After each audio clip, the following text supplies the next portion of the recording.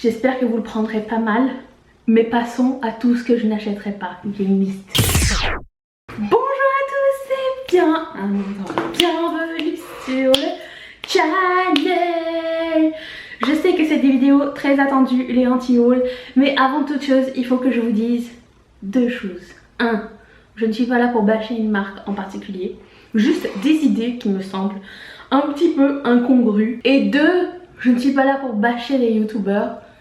Juste des collaborations qui me semblent un peu incongrues. Qui sont un peu décevantes et que j'aurais aimé qu'ils soient, de mon avis à moi, un petit peu mieux réfléchis. Voilà, c'est tout. Je vais commencer par un point que j'ai parlé dans mon haul de New York. Je vais mettre la vidéo ici si ça vous tente de regarder.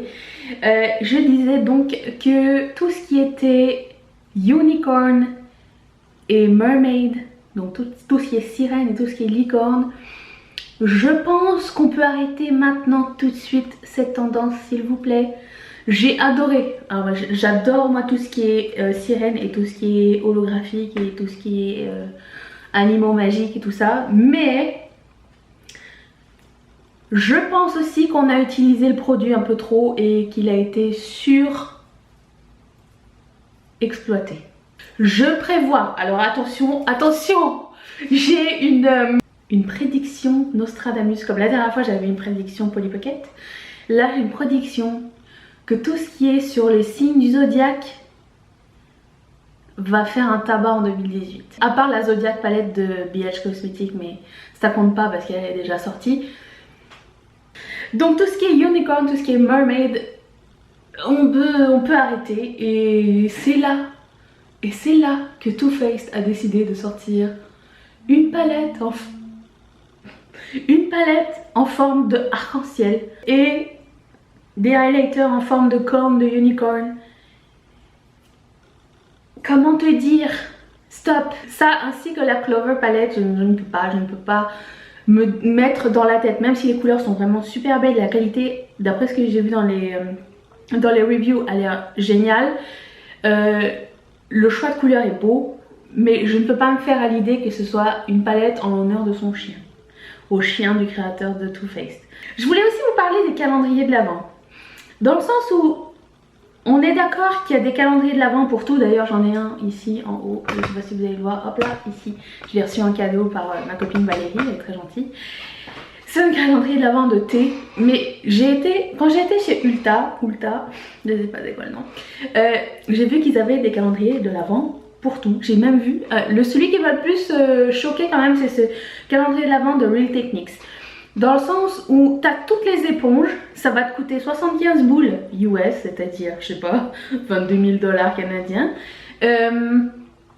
Mais je trouve que c'est plus cher qu'un cadeau de Noël. Enfin, je sais pas, ça dépend des moyens des gens, mais si tu achètes un calendrier de l'Avent qui coûte déjà le prix d'un cadeau de Noël, plus un cadeau de Noël, j'ai l'impression que le budget de Noël ne va plus jamais tenir pour personne. Après ça, les gens disent oh, j'offre pas de cadeaux, enfin l'échange de cadeaux, puis là vous offrez des cadeaux poche aux gens et vous gardez un calendrier de l'Avent Real Techniques. On s'entend-tu que dans les calendriers de l'Avent, il n'y a pas 100% de choses que vous allez aimer et que ça va être des échantillons pour la plupart du temps qui vont vous vendre à prix d'or? Il y a... Bon, là je vais faire ma jalouse parce que j'aime beaucoup Pat McGrath et que je n'ai personnellement pas les moyens de me payer ses produits. Enfin oui, si je le voulais vraiment. Mais d'ailleurs j'avais essayé la palette, une des palettes qu'elle a fait genre à 180 boules là. J'avais essayé quand j'avais été à New York, je ne sais pas si vous l'avez vu dans le vlog, je vais le mettre juste ici. Les couleurs sont sublimes, mais je ne peux pas me faire à l'idée de mettre 180 boules dans une palette. Si par exemple elle divisait le prix de ces 10 fards à paupières à l'unité, j'aurais peut-être pris le kaki tout seul. Si Pat McGrath tu m'écoutes, est-ce que tu pourrais faire des single eyeshadow? Ça serait super sympa, au lieu de vendre une palette où il n'y a que 2 trucs qui me plaisent vraiment mais que je suis obligée de donner un rein pour. S'il te plaît, merci. Mais en plus de ça, elle a sorti des lip liners, je sais pas combien. Je vais mettre de toute façon les photos et les prix ici. Mais on s'entend qu'un lip liner c'est une chose qui est difficile à manquer. C'est-à-dire qu'on peut l'acheter aussi en pharmacie pour 5 piastres. Tout comme la dernière fois, j'avais parlé de... Je barre mes trucs quoi, en même temps. Tout comme la dernière fois, j'avais parlé du masque Too Faced qui s'appelle Glow Job. Cette saison, ce mois-ci, j'ai aussi un masque bizarre à vous partager. De la marque La Vanilla. Oui. C'est la marque qui fait des produits pour les aisselles. C'est un masque pour les aisselles. Alors je ne sais pas dans quel monde on a décidé qu'on avait besoin de se masquer les aisselles. Et je ne sais pas comment on peut s'imaginer, comment dire, utiliser ce produit sans que ça fasse des dégâts. Vous savez que je suis extrêmement maladroite si vous me suivez sur Snapchat ou si vous me suivez dans la vie. Vous savez que je ne suis pas capable de faire quelque chose normalement, mais imagine un masque. Est-ce qu'on n'est pas en train de nous créer un petit besoin là? On a vraiment besoin de se masquer, se promener comme ça? On n'a pas besoin de ça. Arrêtez de nous donner des choses à faire, hein. J'en ai marre. Maintenant, plus ça va, plus je vais devenir fainéante et les étapes vont devenir plus petites dans ma routine, j'ai l'impression, parce que là c'est plus possible. Un masque pour les aisselles, ça j'aurais jamais pensé. Alors on peut pas dire qu'ils avaient pas de bonnes idées, enfin de bonnes idées, on peut pas dire qu'ils avaient pas d'imagination, mais je ne peux pas me faire à cette idée. Passons aux collaborations bizarres. Alors Mali Beauty fait une collaboration avec Frozen de Disney. J'ai d'autres collaborations un peu bizarres. Il y a aussi... Entrez! Entre! Kat Von D. Il y a 2 collaborations de Kat Von D que je trouve un peu inusitées, on va dire. On peut pas dire que c'est poche, mais j'achèterai pas personnellement parce que je ne suis pas interpellée par ça. Il y a une palette qui va sortir au mois de février en collaboration, alors je pense, j'ai oublié c'était quoi, avec une drag queen ou je ne sais pas trop. Et c'est une palette très sympa, il y a du gris, du noir, du blanc et un vert lime dedans, très joli. Si je n'avais pas déjà ces couleurs là, je pense que j'aurais craqué dessus, mais je n'ai pas besoin de ce vert lime tout seul avec toute une gamme de gris, noir et tout ça. Cependant c'est pas une mauvaise idée, mais j'achèterai pas cette palette là. Et en plus de ça, elle sort une ligne de eyeliner ou kohl ou les deux avec le chanteur de Green Day.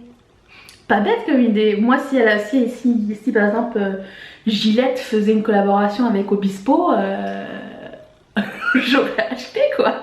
Si ça dépend des tendances qu'on aimait quand on était jeune.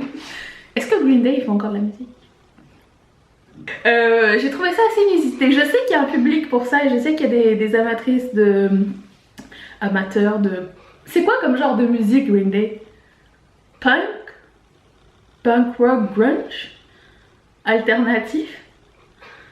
Ah non, non. Bref. Et Urban Decay a sorti une flopée de produits. Et bizarrement, c'est la première année où je ne suis intéressée par absolument rien du tout. Et je sais pas pourquoi. Alors j'ai essayé la palette métallique. J'ai été très tentée. Celle qui est d'un côté que des couleurs chaudes et d'un côté des couleurs et tout est métallique dedans. J'ai été en magasin, je l'ai essayé et j'ai pas trouvé ça génial. J'ai trouvé que c'était juste du foil, pas du foil mais du shimmering. En fait, il n'y a pas de paillettes ni rien, c'est juste... On a déjà vu, c'est... J'ai l'impression que les gens ils essayent de nous passer du foil pour du métallique, pour ce qui était en fait avant du shimmer mais avec un petit peu plus de fixe, plus de shimmer. Des fois la limite est très fine, donc je dirais pas que si je l'avais reçu en PR, je ne demande rien à personne, mais je dirais pas que si j'avais reçu en PR j'aurais pas été contente, j'aurais été très contente, mais avec mes petits sous à moi je ne pense pas que j'ai besoin d'investir dans cette palette là en particulier. Voilà. Sinon il y avait d'autres collaborations avec une collaboration avec Patrick Naget, je sais pas trop, le gars qui dessine les couvertures de Duran Duran si je me trompe pas. Encore là c'est une affaire de préférence culturelle. Moi c'était pas trop mon trip en fait. J'aurais bien aimé par exemple voir une collaboration de Urban Decay avec Jem. Je trouve que ça aurait été comme 2 marques qui auraient bien fonctionné ensemble, Jem et les hologrammes et Urban Decay. Ils auraient pu faire quelque chose de très sympa. Mais après apparemment c'est Sephora qui a pris le truc, donc je sais pas après si on peut se repartager les marques et tout ça. Remarque, je dis ça, mais Storybook Cosmétique fait une collaboration avec Star Wars aussi. Laissez Star Wars tranquille, s'il vous plaît.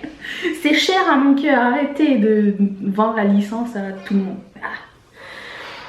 Et qu'est-ce qu'il y avait vu? J'avais vu aussi une autre palette de Urban Decay qui est, ma foi, très ennuyante. C'était une palette avec 3 x 6, je pense, 18 couleurs, ou 15.